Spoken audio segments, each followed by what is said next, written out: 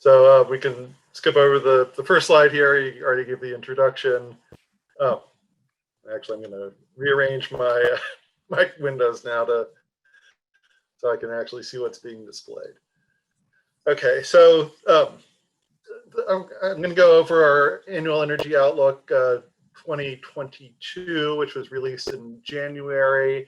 Primarily, as I understand your interest, going over our results in the electric power sector, especially with respect to sort of the generation mix that we're seeing evolving over the next 20 or 30 years. Some of our key findings I'll be discussing is we expect, as I think is apparent even in the current market, but we expect the trend to continue, that wind and solar are among the least cost options for supply of new electricity over the next 10 to 30 years. That there used to be this concept known as grid parity that kind of posited that once wind or solar got to be the same cost as something else, the common grid generation source, it would take over the market. It's definitely gaining market share. There's not a trigger point that it totally takes over the market, at least as we model it. And I'll talk about some of that in a little bit. But it does hold over a lot of different, we run a number of side cases, what we call side cases, in addition to our reference case. And we find that in pretty much all of these side cases, we see, wind and solar, especially solar, are one of the top 2 or 3 least cost options for supply of new electricity. And another point I think I want to make is substantial wind and solar growth will change the operational characteristics of the grid in ways that people can take advantage of from a power purchase perspective, but also can create additional costs which aren't necessarily, may or may not be apparent in power prices or the sort of retail market for electric power. So if you could go to the next slide. So a lot of people misunderstand what our annual energy outlook is. For those of you who have never heard of it, you can check it out on our website. But it's something we release obviously every year. It's a domestic projection of basically the entire US energy economy. One of the key aspects is that it's a projection. We're not trying to predict or forecast. This isn't the weather, National Weather Service saying tomorrow it will be rainy, or there's a 40% chance that it will be rainy, anything like that. We are putting together a set of assumptions based, largely on the current state of the market, but more importantly, over current laws and policies for renewables. This has been critical over time and probably will remain to be critical. There are a lot of policies at the state and federal level that have, modified the market for wind and solar and other renewable energy. Some of them are sort of long-term policies that are expected to stay around for the next 20 or 30 years. Some of them are expiring or in the process of expiring already or phasing out. And we reflect if there's a deadline that says this policy will expire in 3 years, we don't reflect it after 3 years. It's gone. So a lot of the current market activity that you see is influenced by policies that are in effect now, but won't be in effect in 3 years. Now, we aren't predicting that they won't be in effect. In fact, there's a history of Congress extending these policies, primarily tax credits, which expire every couple of years, and then they extend them every couple of years. But we don't assume they extend them, even though it's a very likely or plausible scenario. And so our side cases that we run, we primarily do market uncertainties. Natural gas supply and pricing is a very important sensitivity in electric power markets. The cost of renewable energy, wind and solar technology is a very important factor. And those are the 2 sort of sets of side cases I'm going to be talking about. We do others related to macroeconomic growth, oil price, world oil price, that sort of thing. World oil prices, it's actually more important than it used to be, but there's not a lot of oil used in generating electric power. So the linkage is not as clear as you might expect. Macroeconomic is probably important to you guys if you were looking at our cases, but in terms of electric power sector, it primarily affects just the demand side of of what we're doing. Next slide.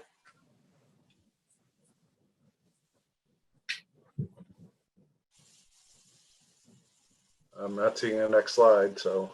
Okay, We see. Oh, yeah, I'm looking at the wrong thing again. Okay, sorry. So this is showing, in fact, what I was just mentioning about our macroeconomic growth cases versus our reference case. For electricity demand, which is obviously it's something that's sort of generated by our model internally based on a macroeconomic projection that we get externally. We take some other parties' macroeconomic projection and turn that into demand for energy. You can see we're not expecting electricity growth to be tremendous. So, the left side is showing a growth rate, not the level of electricity, but the rate at which it's growing. And, even in 1990, which I can certainly remember, and maybe some of you can remember as well, electricity growth was pretty substantial, 5% a year, but the growth rate has declined over time. And in fact, for many of the last 10 years, there's been a decline in electricity usage on a year-over-year basis. But it seesaws back and forth, and we're basically, obviously, coming out of the pandemic. Going into the pandemic, it dropped quite a bit. Going out of the pandemic, it's grown quite a bit. We expect it to stabilize somewhere south of 1% per year. On the right side here, you can see sort of the sources of it. This little light blue thing at the top largely reflects the growth in distributed photovoltaics, rooftop solar, as people call it. On the very far right, transportation, that's the delta in those bars, the change in the bars primarily reflects electric vehicles. There's some electricity used for transportation and subway systems or rail, that sort of thing. But the growth that we see through 2050 is what we're projecting as the growth for electric vehicles. Next. Okay. In our reference case, which again is based on current laws and policies, we do show that the renewable share of the generation mix more than doubles through 2050. It's pretty much a continuous, gradual increase. There is a little bit of a step function in the very early years related to the expiration of some of the tax credits that I was talking about. It mostly comes at the expense of at least in a share term, nuclear, which is the sort of reddish area, and coal, especially, which is the gray area. However, we do not project that coal is going to, under current laws and policies, is going to disappear from the generation mix entirely. Natural gas kind of stays the same. And then when you look within the renewables world, it's really solar and wind that are sort of driving the show here. And most of that, especially after 2025 or so, is solar. There still continues to be wind growth, but wind is a more mature technology from a market perspective, and the tax credit impact of the impact of the tax credits expiring is a little bit more severe for wind than solar.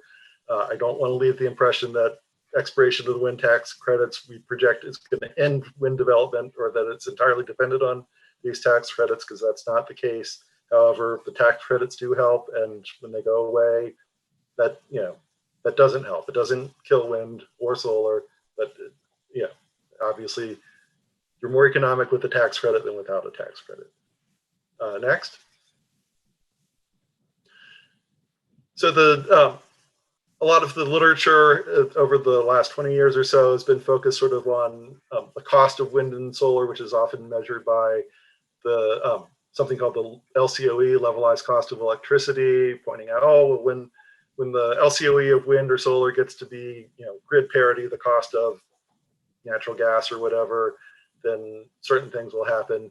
But in fact, wind and solar are very complicated to look at, because they don't, you can turn on a combined cycle gas turbine, which is that light blue, when you need it. It's dispatchable. You can turn on a coal plant when you need it. It's dispatchable.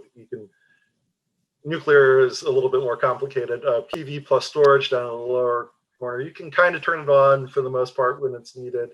But wind only operates when the wind blows, solar only operates when the sun shines. So you have to look at sort of what's the cost of solar compared to the price of power during the daylight hours. What's the cost of wind compared to the price of wind during, say, the nighttime hours during spring and fall when it's windiest, that sort of thing. This is essentially what this chart shows. But even looking on this basis, you see that gas combined cycle, wind, and solar are all operating at a point where their cost equals their value, which is sort of an equilibrium concept for economics. Coal and nuclear are a lot more expensive than the value they provide to the grid, and PV plus storage is pretty close to that line, or it should be. Next. So in our projections, as I mentioned, we run a number of side cases, including one called our low oil and gas supply case and high oil and gas supply case, which is confusing to talk about because, in fact, we run the low oil and gas supply case to get the model to produce high natural gas prices, and we run the high oil and gas supply case to get the model to produce low natural gas prices. But what we see is when there are high natural gas prices, not surprisingly, natural gas is less competitive, and less of it gets utilized to generate electricity. You even perhaps see some retirements. And other things like nuclear and coal certainly fill some of that gap. But right now, because wind and solar are sort of the most competitive, or among these top 3 competitive resources, it's really wind and solar that fill that gap once you have higher natural gas prices. But even if you have low natural gas prices, yes, you see natural gas continues to be built and grows at sort of rates we've seen over the last several years, but you continue to see renewables grow significantly. Renewables essentially doubles between 2020 and 2050, even when you have pretty low natural gas prices. So that sort of speaks to the robustness of this phenomena we're seeing. And all of these are assuming the expiration of the tax credits on schedule and things like that. Next. And then, of course, the other sensitivity that's relevant here is the cost of renewables itself. It's very difficult to track and project the cost decline years ago when the costs were declining at a very fast clip. It was even hard to determine what the current price is of solar in some respects. And so we run sensitivities that show if the cost of renewables, wind and solar especially, are lower than we are projecting in the reference case, you're going to see a lot more renewables. And in fact, it's going to knock out some natural gas. It's going to knock out even more nuclear, which is a zero carbon resource, at least by most people's accounting, and some additional coal as well. But even, again, robustness of the conclusion, even when you have higher than expected or projected renewable energy costs to build these resources, you still have not quite a doubling of renewable generation growth. A lot of that happens in the near term. You can see that kink especially clear in that right-hand side where the tax credits sort of go away for wind and solar to the extent they go away. But even after that point, and with higher than projected costs, wind and solar are still right up there with natural gas as being a major source of new generation to the grid. Next. So this sort of shows some of the detail of the retirements and the builds. You can see a lot of the wind is built in 2025 especially and prior. This relates to the sort of rush to take advantage of the tax credits before they go away completely for wind. Solar, again, there's a pretty good chunk of builds up front, but it's much more evenly spread throughout the projection period. A lot of the retirements that we see for coal are front loaded.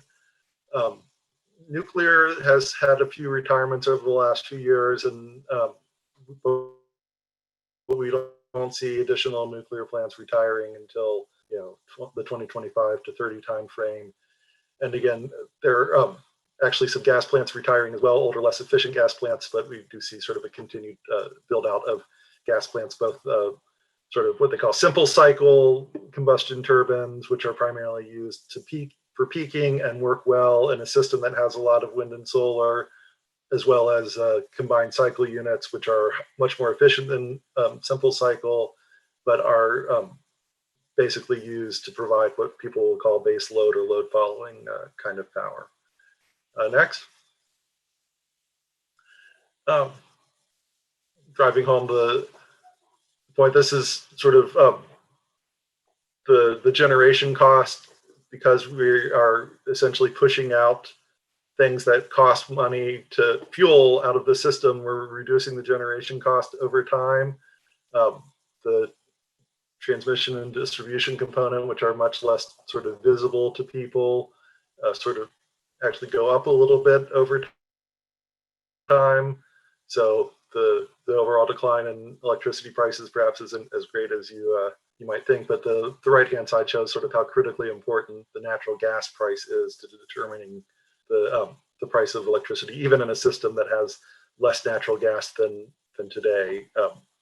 Because of the way wholesale electricity markets work, natural gas still is going to be the marginal unit that sets the price for electricity in these wholesale markets. And so you can change the cost of renewables a lot and not get a big impact on electricity prices, but if you change the price of natural gas a lot, it's going to show up in the price of electricity.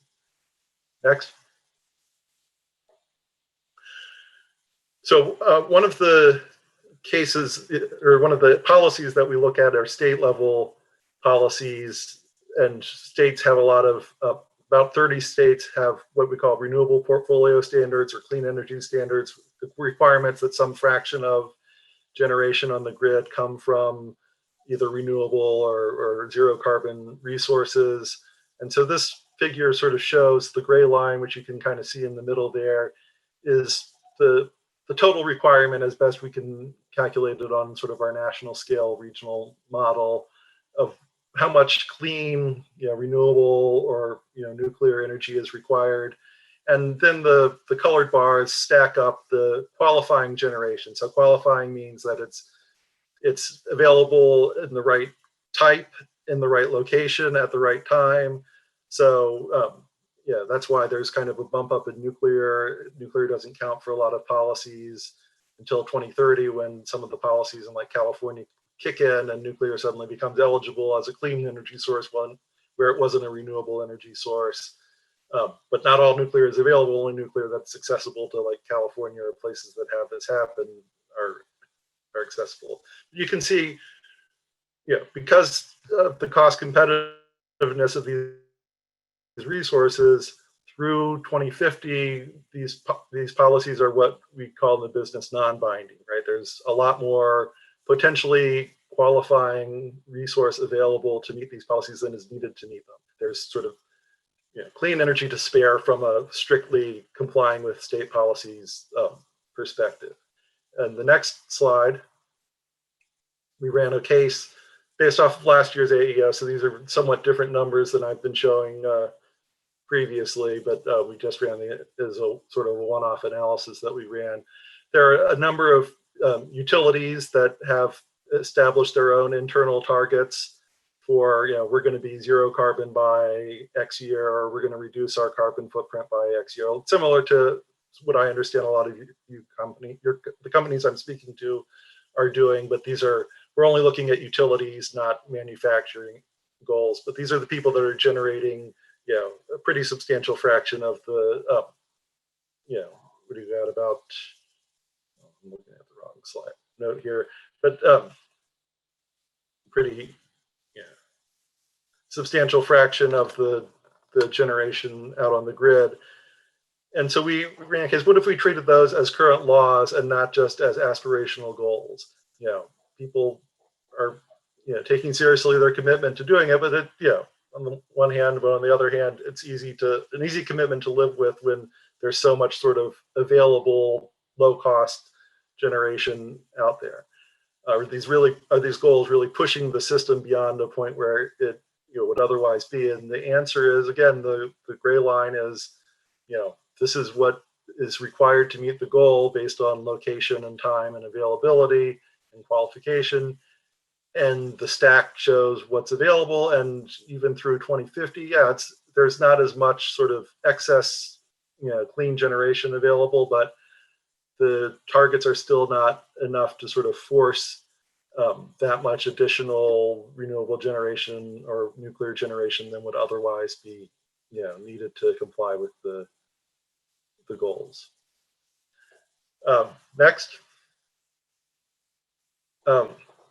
So my last point, as I sort of said when I was talking about costs versus value, wind and especially solar have unique characteristics that not only affect sort of the pricing of electricity, but affect sort of how it's generated and how it works in the system. On the left, you see sort of how the grid works now.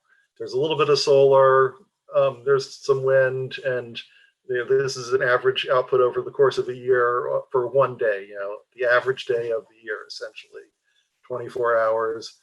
And there's actually enough solar that it's kind of pushing the national peak from what would be, kind of a flat peak, anywhere from about 10 o'clock to say, 10 a.m. to 10 p.m. And then, but when you add that solar in, sort of what people call the net load, the load after taking into account the wind and solar, really shows the peak is now even shifted more towards 6 p.m., 7 p.m., that time frame. And that only gets sort of, I don't know, better or worse, depending on how you look at it, as you build more. By 2050, even in our reference case, we're building a lot of storage. We see a lot of storage being built to actually shift some of this low cost solar. And I won't explain what I mean by low cost here, but there's a subtle difference between the cost to install and the cost to operate, and solar and wind are not free to install, but they're essentially free to operate. So this is taking some of that sort of free operational solar and shifting it to the evening hours to meet the peak load. And when we have our low renewables cost case, we're building a lot of storage to move energy. And you can see there's a gray bar sort of in both of these figures, and that's on the key listed as curtailment. It's actually, I guess, purple.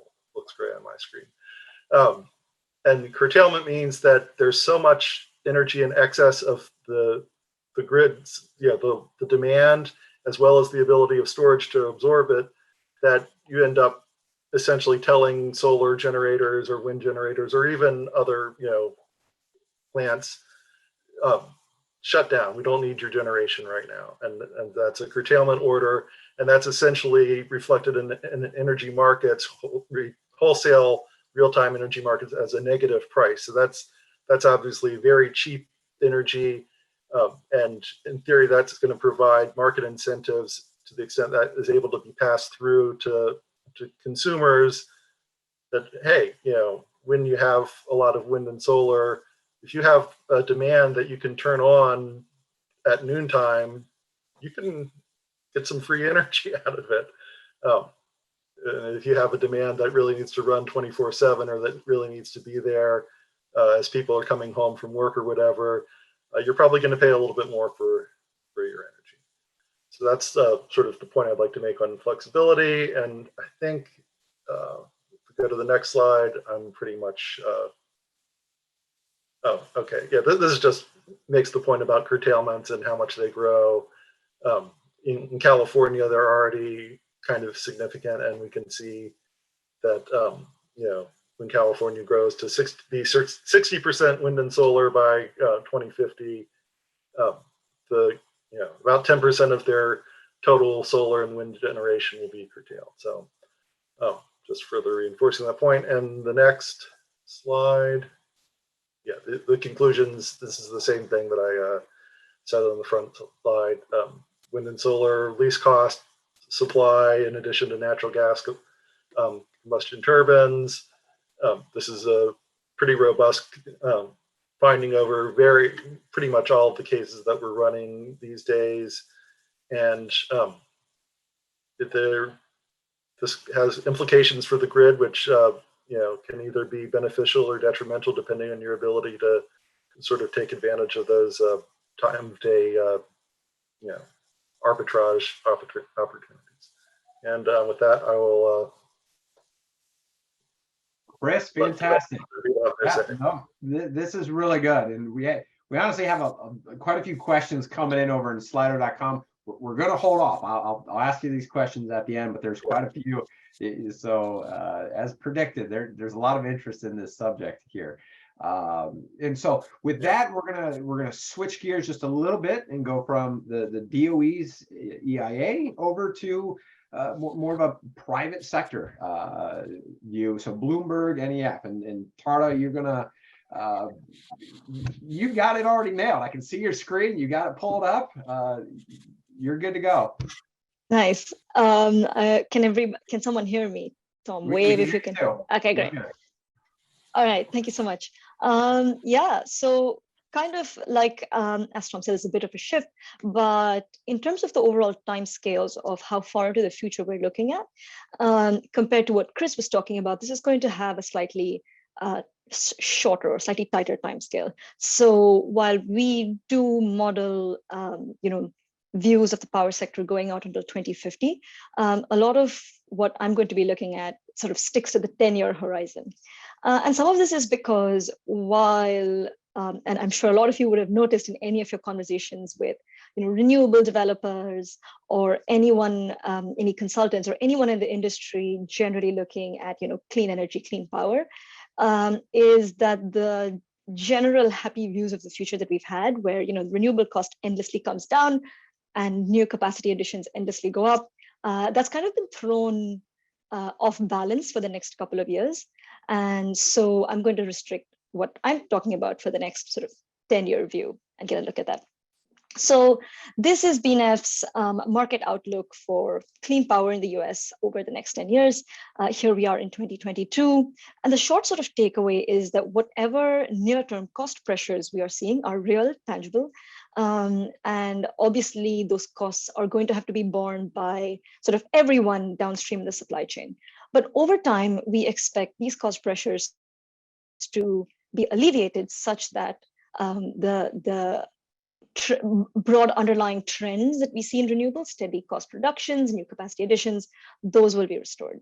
And we're going to take a look at that now. But sort of stepping back to the sort of 30,000 feet overview, just a quick reminder of where the power sector fits into this overall mission of decarbonization. So if you look at the US economy as a whole, and this is some of the EIA's data, so shout out to Chris's colleagues.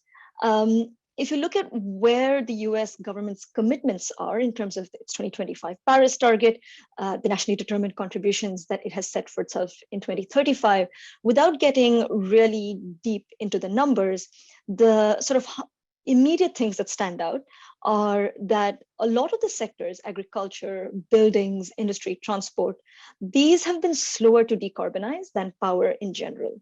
And this is kind of the understood experience. These are sectors that are harder to decarbonize than power, where fuel switching from coal, more carbon emitting, to natural gas, less carbon emitting, and then increasingly renewables has led to a decline in carbon emissions over time.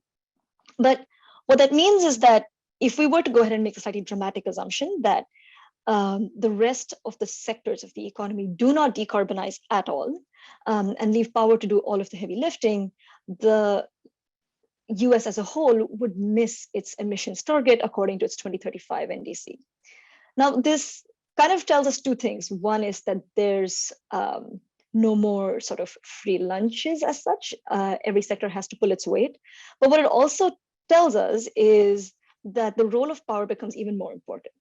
Power has to pull more than its fair share of weight as such in order to offset the fact that other sectors are slower to decarbonize, making this as important as possibly could be. But when you look at power in itself, sort of zooming in, the sort of last 10 to 15 years is what really gives rise to this optimism. There's been steady amount of decarbonization, and that has largely been led by the displacement of coal plants by natural gas plants. Chris touched on quite a bit of this earlier. But when we project that out into the future over the next few years, our economic transition scenarios, so the last time that we ran country level modeling for the US, suggests that if you let pure economics play out, you will continue to see carbon emissions reductions from the power sector for the next few years. But past 2025, 26, those gains really slow down and the emissions level sort of flattens out and bottoms out. And that's because a lot of the gas plants that are coming online are likely to remain fixed in the system and continue to generate, continue to operate, and are not likely to be as easily displaced as the generators that they displaced when they were coming online. And where that deviates from the sort of stated path to 2035 that the US aspires to be on is that pure economics alone is not really going to get us to the levels of decarbonization that the government, the country as a whole has pledged to.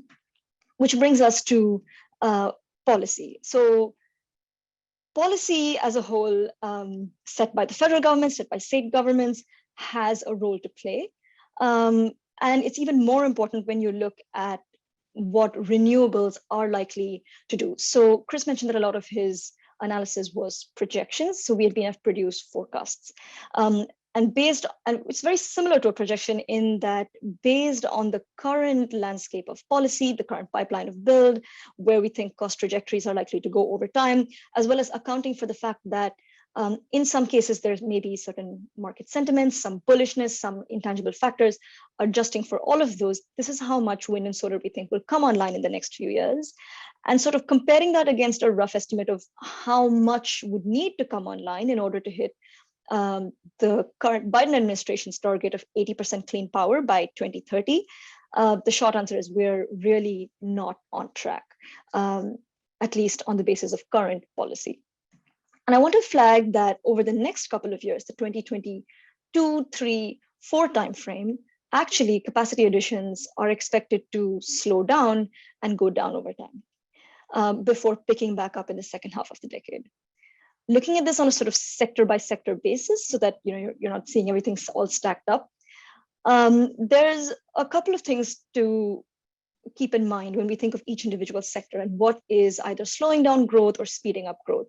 When it comes to solar, the uncertainty over the next couple of years is overwhelmingly driven by the solar trade case that was filed in April. And so this is a case that is still being reviewed by the Department of Commerce, where a US manufacturer argued that a lot of the panels, about 80% of the panels coming into the country from Southeast Asia, were circumventing tariffs that the government had imposed on panels from China. So their argument can loosely be summarized as, hey, Chinese companies are setting up factories in Southeast Asia to do some nominal, not really value add stuff, and then continuing to dump product into the country, and this should be stopped. While the Department of Commerce was investigating this, imports into the country really ground to a halt, and that has thrown off a lot of projects that were anticipating to come online over the next couple of years. As of last week, the White House has used emergency powers to say that no imports of solar panels to the country should continue. And while it is possible that the Department of Commerce may find there's some sort of trade shenanigans going on, for the next 2 years, solar panel imports should continue into the country unabated. It's yet unclear whether this will be challenged in court and how quickly this would be implemented. But for the time being, it really has affected our view of how much capacity could come online in the next couple of years. When it comes to wind, the biggest reason for the decline in new wind capacity additions has to do with the PTC. So the PTC, again, referring to sort of summarizing what Chris mentioned earlier, is that the PTC, the sort of flagship policy that has sustained the growth of US wind, is stepping down and has not been extended. And so new wind projects coming online past 2025 will not get any form of subsidy whatsoever. And so will suddenly have to operate in power markets purely on the basis of their economics alone, rather than anything else. And it is as the industry tries to get a sense of what this means for wind farm competitiveness, how much to build, what is actually likely to get selected in different RFPs, a lot of the planning has slowed, and the pipeline of new wind farms has significantly slowed. Storage is the last sector that I just wanted to put up here, where it appears on the surface that storage growth is pretty steady, because storage does not have the same sort of sector-specific drama that is happening with wind and solar. But storage really reflects something that's happening in the background and affects all the clean power sectors as a whole, which is that in the last 12-ish months, everything has suddenly become a lot more expensive. And this does not just affect clean power, this affects all sectors of the economy. The inflationary pressures that were first noticed around the middle of early 2021 have really gathered steam. And so if you were to try and isolate the individual commodities that feed into the cost structures of wind and solar and batteries, you see that, and as well as shipping, because the US imports a lot of the raw materials as well as the finished goods needed to power the clean energy power sectors as a whole, what we see is that costs have really risen in like threefold, fivefold, tenfold. And unless these costs actually start coming back down, there's a high level of uncertainty for everyone downstream in the supply chain, for developers trying to get a sense of how much of these costs they can actually pass on, for end buyers and consumers who want to know whether costs are likely to go up and stay elevated, in which case there's a rush to buy in the near term, such that you can avoid facing higher costs down the road, which in turn leads to higher costs and being forced to pay higher prices today. And so waiting for these costs to come down is really the primary concern in the near term for everyone in the sectors. And I wanted to just pull up the example of solar to talk about what could lead to costs coming back down in the near term. So this is just tracking the amount of announced polysilicon capacity globally. So over the last 2 years, about 1 million metric tons of polysilicon capacity is expected to come online. So large companies have made announcements saying that they're going to open new factories because they have identified that that the amount of processing capacity for polysilicon is just not enough. And this sort of shortage is what is resulting in high input commodity prices, which is in turn being fed downstream to higher module costs and so on. And as people say, the cure for high prices is high prices. The higher prices for input commodities is likely to lead to expansions of manufacturing capacity, processing capacity for different commodities, which will, over the next couple of years, bring costs back down. So this is just an example of polysilicon that we track. But I also wanted to take a second to touch on subsidies, because so far we've been talking about the raw underlying economics. But for most of last year, the expectation was that the Build Back Better bill would pass. And so at the federal level, the expectation was, very briefly, tax credits would be available for wind and solar projects going forward, such that any project coming online through 2030 approximately would be able to get these tax credits. And if that had passed, that would really have offset a lot of the inflationary pressures that we're seeing today, because when we compared what costs were likely to be as compared to the business as usual scenario last year, we found that, and here's an example of a wind farm in PJM, the chart on the left, that while the levelized costs of a wind farm would have been competitive with power prices over the course of the rest of this decade, had tax credits actually passed at the level described in the policy, in the Build Back Better bill, it would have kept the levelized costs of wind competitive with average power prices for the foreseeable future, or at least for the window that we were analyzing it in.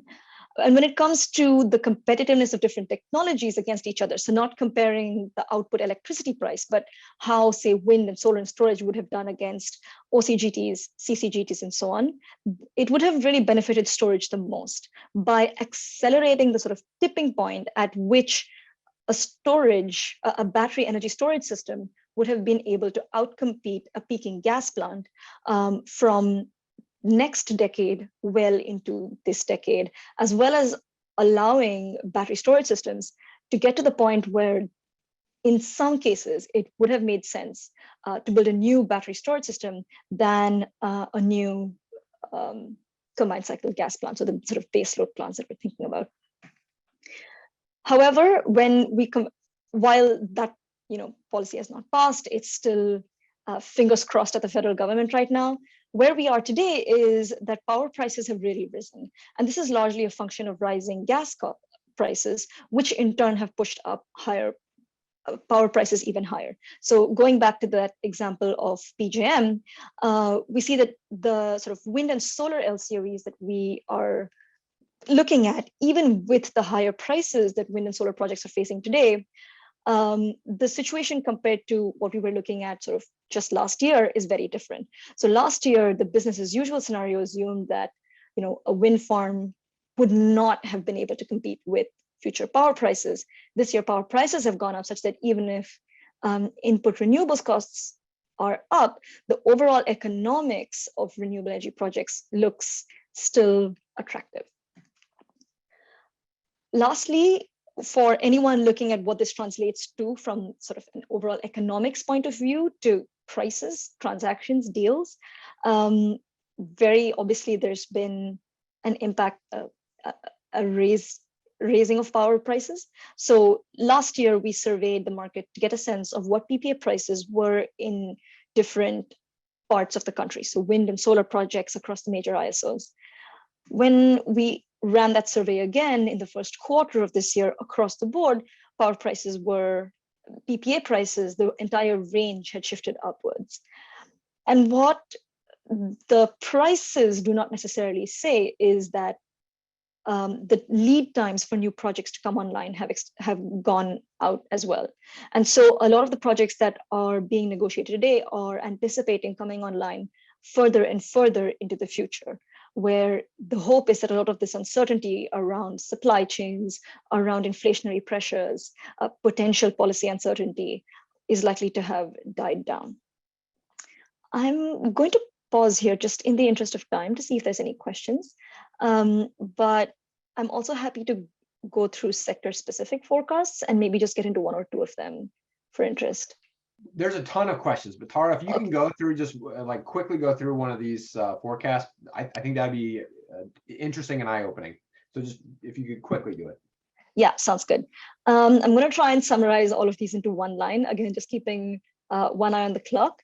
Our outlook for onshore wind, essentially tells you that in the absence of a policy that rewards the maximum amount of generation possible, wind build is likely to diversify across the country. So if you look at the earlier years, 2012 to 2020 on this chart, you see that most of the wind capacity additions are really concentrated in the wind belt, so the SPP, MISO, Texas parts of the country. But right now, with the PTC set to step down and with nothing in place to replace it, wind build is likely to diversify, and the excessive build in the wind belt is expected to slow. Solar, on the other hand, is a slightly different story because cost reductions in solar are expected to persist in such a way that it becomes the least cost technology among all of the generation options that different electricity buyers have. We expect solar to continue to see growth in different markets, even what you would intuitively think of as not really the most sunny market like MISO. But as solar becomes cheaper, it makes sense to build that technology across the country. I'm going to skip ahead to residential solar and just tell you that we expect over time California as the sort of dominant residential solar market in the country to lose its overall share of how much of the country, of the overall nation's residential solar capacity is installed there, that fleet. and a lot more capacity additions to grow in places like the Southwest, the Southeast, places like Florida, and so on over time. And lastly, when it comes to energy storage, over the next few years, the locations where more storage systems are going to be added sort of match where a lot of solar is. So you can see it's sort of yellow, red, orange, the sort of sunny southern half of the country, Texas, California, the Southwest regions, and so on. But over time and later on, we expect storage systems to sort of diversify to other markets as well, where markets like PJM, where it is possible for potentially providing more capacity services. And we also think that regulated utilities in the Southeast are likely to see an increasing interest in storage as well.